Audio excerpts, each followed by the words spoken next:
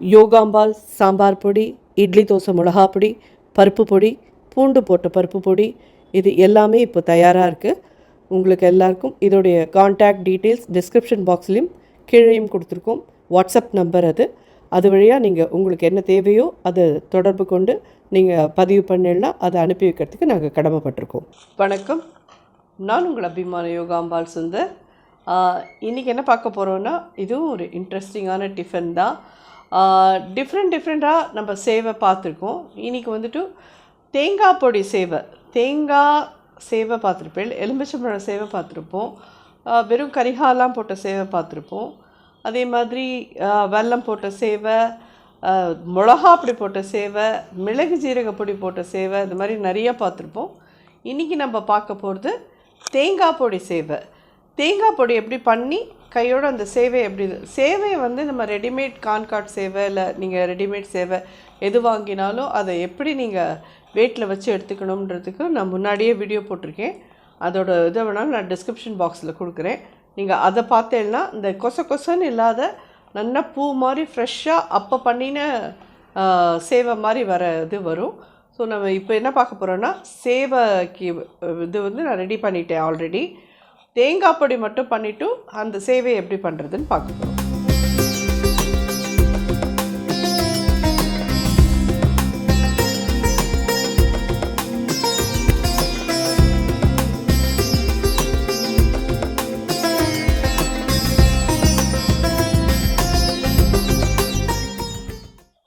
உளுத்தம்பருப்பும் கடலைப்பருப்பும் ஒரே அளவு இருக்கணும். நீங்கள் கப்பில் எடுத்துக்கிறேன்னா ஒரே மாதிரி கப் எடுத்துக்கோங்க.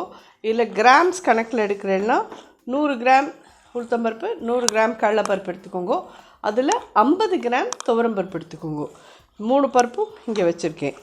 ஸோ இப்போ நம்ம வந்து ஃப்ரெஷ் அண்ட் க்ரஷோட தேங்காய் எண்ணெய் யூஸ் பண்ணி தான் பண்ண போகிறோம். ஒரு சின்ன டீஸ்பூன் விட்டுக்கிறேன். கட்டி பெருங்காயம் போட்டுக்கோங்க. இந்த தேங்காய் பொடி வந்து இது மாதிரி எண்ணெய் விட்டு பண்ணுறதே வந்து நிறைய நாளைக்கு நிற்குமா அப்படின்னு கேட்டேன்னா, ஹார்ட்லி 10 நாளைக்கு நிற்கும், அவ்வளோதான். அதுக்கு மேலே நிற்காது. நீங்கள் வந்து அதை தோசைக்கு தொட்டுன்னு சாப்பிட்லாம், இட்லிக்கு தொட்டுன்னு சாப்பிட்லாம், சப்பாத்திக்கு தொட்டுன்னு சாப்பிட்லாம், ஆர் இந்த மாதிரி சேவை மாதிரி பண்ணி சாப்பிட்லாம். எப்படி வேணாலும் உங்களுக்கு எப்படி வேணுமோ அப்படி நீங்கள் அதை யூஸ் பண்ணிக்கலாம். ஆனால் 10 டேஸ்க்குள்ளே சாதத்தில் கூட போட்டு கலந்து சாப்பிட்லாம். 10 நாளில் இதை ஆக்கிடணும். அதுக்கு மேலே இருந்தால் கொஞ்சம் காரல் வாசனை வரும். இந்த தேங்காய் பொடியெலாம் நம்ம வந்து ஃப்ரிட்ஜில் வச்சுக்க முடியாது. இந்த மாதிரி நல்லா வறுத்து எடுத்துட்டோம்.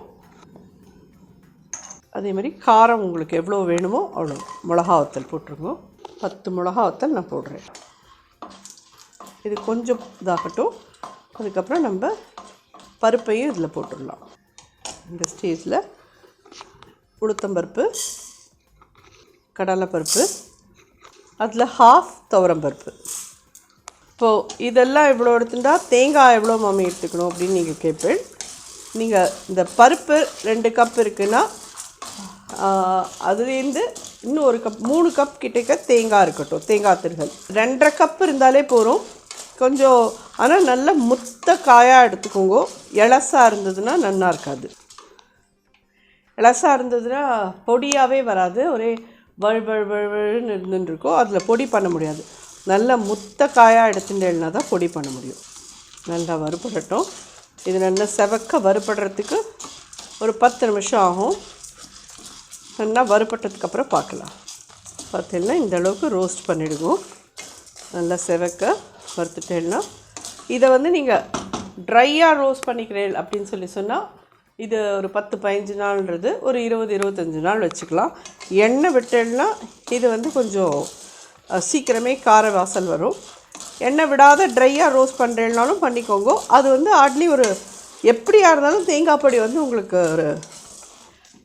ஒரு மாதத்துக்கு மேலே நல்லா இருக்காது. தேங்காயெலாம் வந்து உங்களுக்கு எண்ணெய் கசிவு வரும். அதுலேருந்து சிக்கு வாசனை வந்துடுத்துன்னா நல்லா இருக்காது. ஸோ நல்லா செவக்க வடுத்துட்டோம். இதை ஒரு பிளேட்டில் எடுத்துக்கலாம். இது நல்லா கம்ப்ளீட்டாக ஆறட்டும். பெருங்காயமும் இது சைடில் இருக்குது. இன்னும் 1 ஸ்பூன் ஃப்ரெஷ் அண்ட் க்ரஷ் தேங்காய் எண்ணெய் விட்டுருக்கேன். இதில் நம்ம எடுத்துட்டுருக்கிற அளவுக்கு ஒரு சின்ன நெல்லிக்காய் சைஸ் அளவுக்கு புளி எடுத்துக்கோங்க. இதை வந்து சின்னதாக பிச்சு போட்டுக்கோங்க. இதில் ஃபஸ்ட்டு பொரிச்சு எடுத்துட்டுருக்கோம்.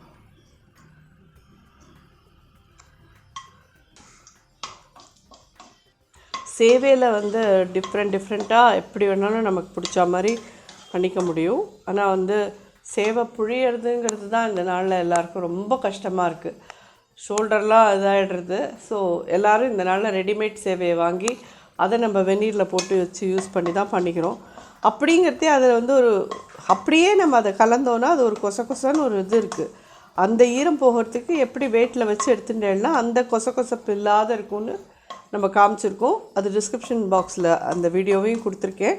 நீங்கள் அதை லிங்க்கை கிளிக் பண்ணி பார்த்தேன்னா எப்படி வெயிட்டில் வச்சு எடுத்துருக்கோன்றது தெரியும். இதை என்ன பொரிச்சிட்டோம். இதையும் பருப்போடலாம் எடுத்துக்கலாம்.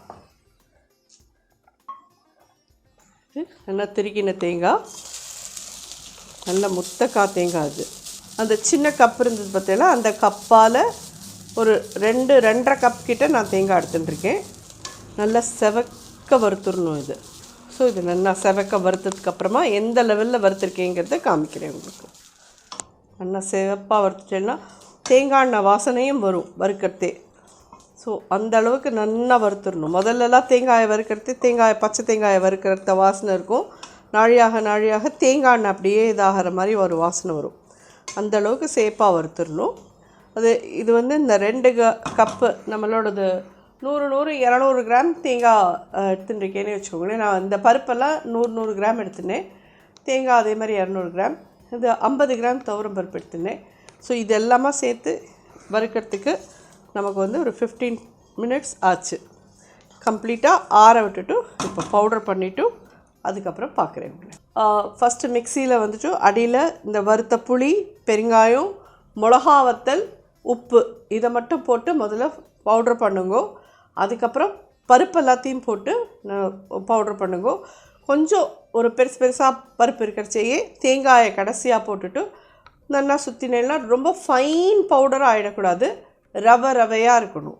அந்த மாதிரி இருந்தால் தான் தேங்காய் பொடி ரொம்ப நல்லாயிருக்கும். இதை முதல்ல பவுடர் பண்ணிவிடுங்க. அப்புறம் பருப்பெல்லாம் போட்டு பவுடர் பண்ணுங்க. கடைசியாக தேங்காயை போட்டு 4 சுற்றிட்டு எடுத்துருங்க. இந்த பண்ணின்னு வந்துட்டு உங்களை பார்க்குறேன். பார்த்தீங்கன்னா தேங்காய் பொடி ரெடி பண்ணியாச்சு. ஸோ எவ்வளோ உதிரியாக இருக்கு பாருங்க. அது சேம் டைம் கொஞ்சம் ரவையாக தான் இருக்கணும், அப்போ தான் நல்லாயிருக்கும். தேங்காவை போட்டுட்டு அப்படியே கண்டினியூஸாக சர்ன்னு அரைக்காதீங்க. பல்சஸ் கொடுத்து ஏன்னா இந்த தேங்காயில் இருக்கிற எண்ணெய் வெளியில் வந்துடுதுன்னா உங்களுக்கு பவுடர் உதிரியாக கிடைக்காது, மூட்டை கட்டினா மாதிரி ஆகிடும். ஸோ அந்த இதையும் நீங்கள் ஃபாலோ பண்ணுங்கள். நல்லா வறுத்து ஆற வச்சதுக்கப்புறமா பருப்பெல்லாம் பொடி பண்ணிவிட்டு தேங்காவை போட்டுட்டு ஃப்ரிக்னு அந்த பல்சஸே கொடுக்கும். பல்சஸ் வந்து ஒரு 7-8 தடவை கொடுக்கும். அதுக்கப்புறம் பாருங்க, இன்னும் தேவைன்னா 1-2 கொடுக்கும். எனக்கு தெரிஞ்ச இந்த 8-10 போகிறோம், அதுக்கு மேலே வேண்டாம். நாங்கள் அவ்வளோதான் பண்ணினோம். அதுக்கு இவ்வளோ வந்திருக்கு, இவ்வளோ நன்னா வந்திருக்கு, உதிரியாகவும் இருக்குது. ஸோ சேவையை ஸ்டீம் பண்ணி ரெடியாக வச்சுருக்கேன். எப்படி பண்ணுறதுன்னு பார்க்கலாம். இந்த ஸ்டீம் எப்படி பண்ணுறதுன்ற வீடியோ டிஸ்கிரிப்ஷன் பாக்ஸில் இருக்குது. Fresh and fresh coconut oil. இது ஃபுல்லாக தேங்காய் எண்ணெயில் பண்ணினா தான் நல்லாயிருக்கும். நல்லா ஒரு 2 ஸ்பூன் எடுத்துட்டுருக்கேன்.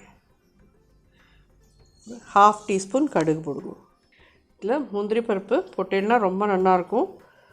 நான் போடுறேன். வேண்டாம் எங்களுக்கு வெறும் தேங்காய் பொடி மட்டும் இருந்தால் போகிறோம் அப்படிங்கிறவா தேங்காய் பொடி மட்டும் இது பண்ணிக்கோங்க. அதே மாதிரி இது இட்லி தோசைக்கு நீங்கள் சாப்பிட்றதே நல்லெண்ணெய்க்கு பதிலாக தேங்காய் எண்ணெயை பச்சை தேங்காய் எண்ணெயை விட்டுண்டு குழச்சி சாப்பிட்டு பாருங்க. ரொம்ப டிஃப்ரெண்ட்டாக ரொம்ப நல்லாயிருக்கும். முந்திரி பருப்பு போடுறேன். கருவேப்பிலை,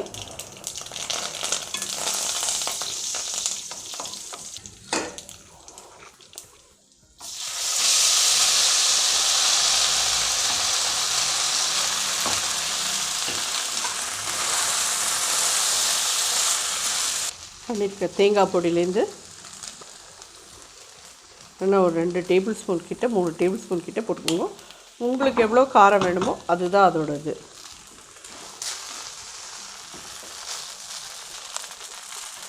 அடுப்பு பற்ற வச்சுனே தான் பண்ணுறேன். ஏன்னா இந்த சேவையில் ஏதாவது எக்ஸ்ட்ரா தண்ணி இருந்தால் அதெல்லாத்தையும் இதில் இதாகிடும். இப்போது அடுப்பை அணைச்சிடலாம். இன்னும் கூட 1 ஸ்பூன் போடலாம். அதில் 1 டேபிள் ஸ்பூன் ஆட் பண்ணுறேன். ஸோ ஜோரான தேங்காய் பொடி சேவை ரெடி ஆகிடுது. இது ஒரு ஈவினிங் டைமுக்கு நீங்கள் இதை யூஸ் பண்ணிக்கலாம். ஆனால் சொல்கிற மாதிரி அப்கமிங் மாலையபக்ஷம் இதெல்லாம் வரத்தே சாயங்காலத்தில் நமக்கு என்ன பலகாரம் பண்ணிக்கிறதுங்கிறது இதெல்லாம் உங்களுக்கு உபயோகமாக இருக்கும். தேங்காய் பொடி வச்சுட்டு இருந்தேன்னா நீங்கள் இட்லி தோசை பண்ணிக்கிறேன்னா அன்றைக்கி தொட்டுக்கலாம், கோதுமை தோசைக்கு தொட்டுக்கிறேன்னா தொட்டுக்கலாம், இந்த மாதிரி சேவை பண்ணிக்கிறேன்லாம் பண்ணிக்கலாம். எதுக்காக இருந்தாலும் இதெல்லாம் யூஸ் ஆகும். ஸோ எப்படி இருந்தாலும் இனிமேல் ஆடி பிறந்தாலே உங்களுக்கு வரிசையாக நாள் கிழமை எல்லாம் வரதான் வரும். அப்படிங்கிறது இது ஒரு நாளைக்கான டிஃபனாக உங்களுக்கு யூஸ் ஆகும். கண்டிப்பாக அதெல்லாம் ட்ரை பண்ணி பார்த்துட்டு எப்படி இருந்தது எனக்கு ஃபீட்பேக் சொல்லுங்கள். ஸோ நம்ம வந்து இந்த தேங்காய் பொடி சேவை பண்ணினோம் இல்லையா, அதில் பாக்கி இவ்வளோ சேவை இருக்குது. ஸோ இந்த சேவையும் நம்ம வந்து புளி சேவையாக பண்ணலாம். ரொம்ப ரொம்ப நல்லாயிருக்கும். எப்படி பண்ணுறதுன்னு பார்க்கலாம். ஃப்ரெஷ் அண்ட் க்ரஷோட நல்லெண்ணெய்,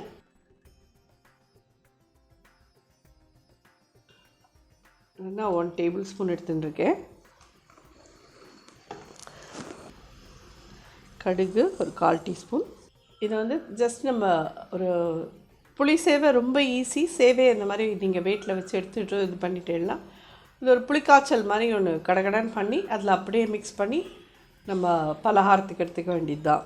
அதாவது என்ன மாதிரி இருக்கிற சில பேருக்கெல்லாம் புளிப்பு இல்லாமல் சாப்பிடவே முடியாது. எனக்கு வந்து ஒரு நாள் புளிப்பு இல்லை, அதாவது ஏகாதசி அன்றைக்கி சாப்பாடு இல்லைன்னு வச்சுக்கோங்க, துவாதசி அன்றைக்கும் புளி இருக்காது, 2 நாள் சேர்ந்த மாதிரி புளி சாப்பிட்லன்னு வச்சுக்கோங்க, 3ஆவது நாள் வத்த குழம்பு மூஞ்சியில் தான் முழிப்பேன். ஏன்னா 2 நாள் புளி சாப்பிட்லன்னா எனக்கு அப்படியே ஒரு மாதிரி வளத்து போகிற மாதிரி ஆகிடும். 3ஆவது நாள் நிச்சயமாக வத்த குழம்பு சாதம் தான். 1 ஸ்பூன் கடலைப்பருப்பு, 1 ஸ்பூன் உளுத்தம்பருப்பு. அடுப்பு சின்னதாகவே வச்சுக்கோங்க. இது ஸ்டாண்டர்ட் இன்ஸ்ட்ரக்ஷன் என்னோடதில். மிளகாத்தல் 2. இது நிலக்கடலை வறுத்தது தான், ஆனால் நமத்து போயிடுத்து. ஸோ இதில் போட்டு வறுத்துக்கிறேன். பருப்புலாம் நல்லா செவந்திருக்கு. இந்த ஸ்டேஜில் ஒரு 1/4 டீஸ்பூன் மஞ்சப்பொடி, பெருங்காயப்பொடி ஒரு 1/4 டீஸ்பூன். அடுப்பு சின்னதாக வச்சுக்கோங்க, எதுவுமே கருகிடக்கூடாது. காரப்பொடி ஒரு 1/4 டீஸ்பூன்.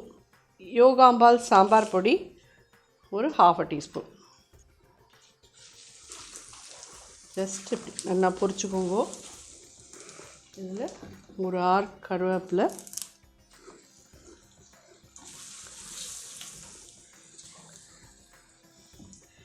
புளிக்கரைசல்,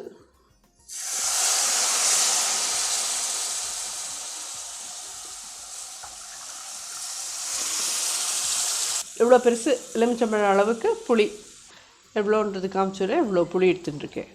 ஏன்னா அதில் அவ்வளோதான் இருக்குது உங்களுக்கு சேவைக்கு வேணுங்கிறது அவ்வளோதான். இது நல்லா கொதிக்கட்டும். இதில் சேவைக்கு தேவையான உப்பு, ஃப்ரெஷ் அண்ட் க்ரஷோட நாட்டு சக்கரை பொடி. இது ஆப்ஷனல், வேண்டாங்கிறவா போடாதீங்க. புளி அவலுக்கு அது போட்டேன்னா கொஞ்சம் நல்லா எடுத்து காமிக்கும். இது நல்லா கொதித்து கெட்டியானதுக்கப்புறம் சேவையை போட்டு கலக்கணும். கெட்டியாட்டும் பார்க்கலாம். பார்த்தீங்கன்னா நம்ம புளிக்காய்ச்சல் மாதிரி இது எப்படி கெட்டியாக எடுத்து தெரியுறதா. ஆனால் நம்ம வந்து புளிக்காய்ச்சலுக்கு போடுற பவுடர்லாம் இதில் போடல, வெறும் ஜஸ்ட் இதை வந்து இந்த மாதிரி நீங்கள் பண்ணிட்டேன்னா இதில் வந்து புளி அவல் ஆர் புளி சேவை எது வேணால் பண்ணிக்கலாம். இது பலகாரத்துக்கெல்லாம் ரொம்ப ஒரு ஆப்டாக இருக்கும் இது. ஸோ இது ரெடி ஆகிடுது. அடுப்பை அணைச்சிட்றேன். உங்களுக்கே தெரியும் நல்ல கெட்டியாக, நம்ம விடுறச்சே எவ்வளோ தண்ணியாக இருந்தது, இப்போ எவ்வளோ கெட்டியாக எடுத்து பாருங்கள். இதில் இந்த சேவையை நம்ம ஆட் பண்ணுவோம். ஆறினப்புறம் இது அப்படியே நல்லா உதிரியாக ஆகிடும். இனியோ நம்மளாம் சேவையெல்லாம் அப்படியே சுட சாப்பிட போகிறதில்ல. ஒரு 1/2 மணி கழித்து தான் சாப்பிடுவோம். அந்த 1/2 மணியில் இது நல்லா ஒலப்பூரிண்டு உதிரியாக ஆகிடும். இது ஜோரான புளி அவலும் ரெடி.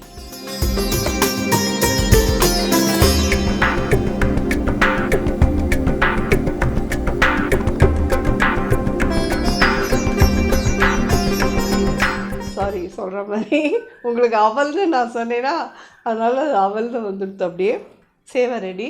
இது நீங்கள் டிஃபன் பாக்ஸ்க்கு வேணாலும் எடுத்துக்கலாம், நைட் டின்னருக்கு வேணாலும் எடுத்துக்கலாம். சேவைலாம் வந்து உங்களுக்கு ஸ்டீம் பண்ணி நம்ம எடுக்கிறது தான்.